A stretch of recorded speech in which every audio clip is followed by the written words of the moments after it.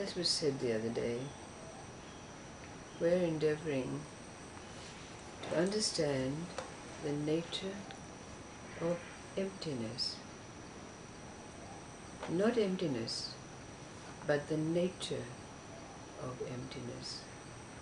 Because emptiness, like the mind, is not an entity. They do not exist.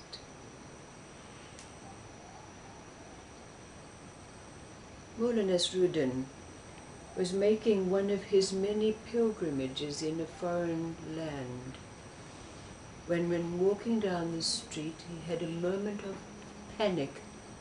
He forgot who he was. So he searched around for someone, but of course in this place nobody knew him. So he dashed into the nearest shop, and the owner of the shop, which happened to be a carpenter's shop, came out to greet him and said, "How can I help you? Would you like to buy some woodwork?" And the Mullah said, "Now let's get down to priorities here. Did you see me come into your shop?" And the owner said, "Yes." And the Mullah said, "Well, have you ever seen me before?" The owner said, "No, never in my life." The Mullah said, "Well, how do you know it's me?"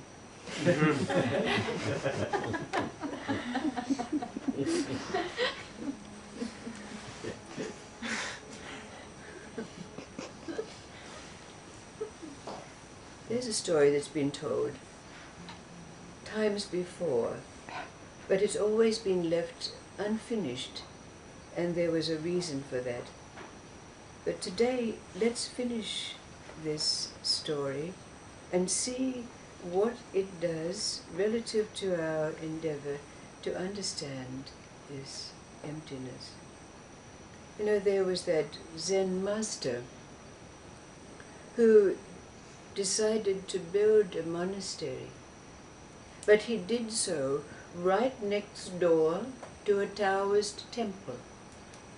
Now we know the Taoists, they're naturists and they're magicians, alchemists, and all of those fancy things.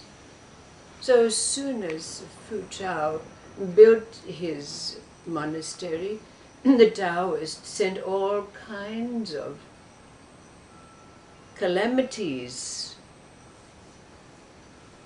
to the monastery. Thunder and lightning, and then demons, and then cockroaches and spiders. And well, it frightened all of the followers and the acolytes who came to take up residence, but it didn't bother Fu Chao at all. So finally, after 10 years, the Taoists moved their temple somewhere else. And people came to Fu Chao and they said to him, "How did you do it? All of those Taoists are all magicians. How did you do it?" And Fu Chao said, "Oh, it was with the power of Wu." And people asked, well, how can a word have power over magic? And Fu Chao responded, "You know, they have the power of magic, and magic is bound within the confines of existence. But Wu is boundless and limitless. I understand the difference between having and not having, permanency and impermanency. This is why my constancy has the power over their inconstancy." Ooh. What, in your experience, what does this mean? What is it that you found in you that's limitless? and boundless. No comings and goings, no toings and froings. What is this rule? And how does it relate to our endeavors to understand emptiness? Ooh.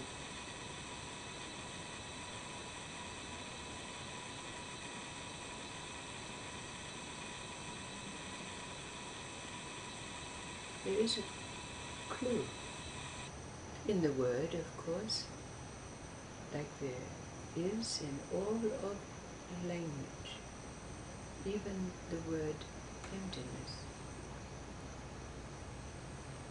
If we look up that Chinese character for Wu, it's like the prefix un, or non, or not. What happens to existence if we add this to it?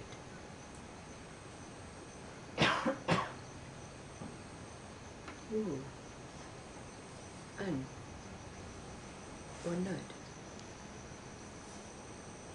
Not negation.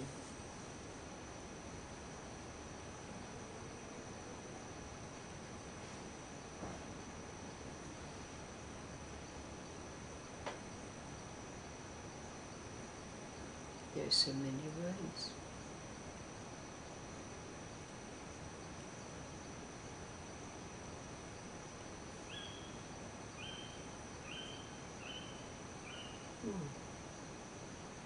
What does it mean for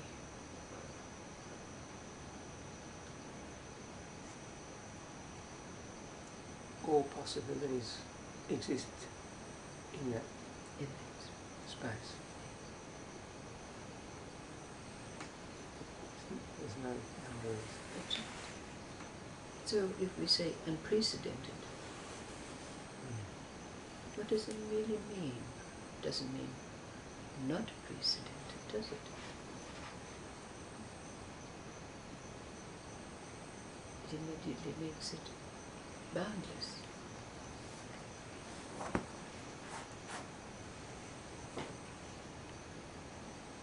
So it not only gives us a possibility of coming to an understanding of what emptiness is, but it also gives us a possibility of uniting what we would call existence and non-existence, taking it further from stillness and movement, that meeting place.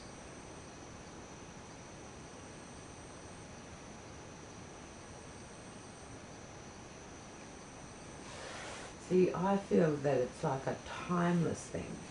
And in that timeless thing, everything happens. Everything happens, yes. And everything is possible. Mm.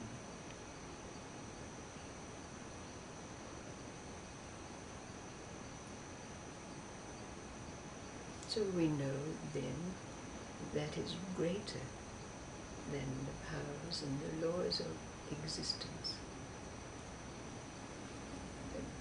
That's enough. I'm jumping ahead of myself. I'll get out of the job before I know what to do.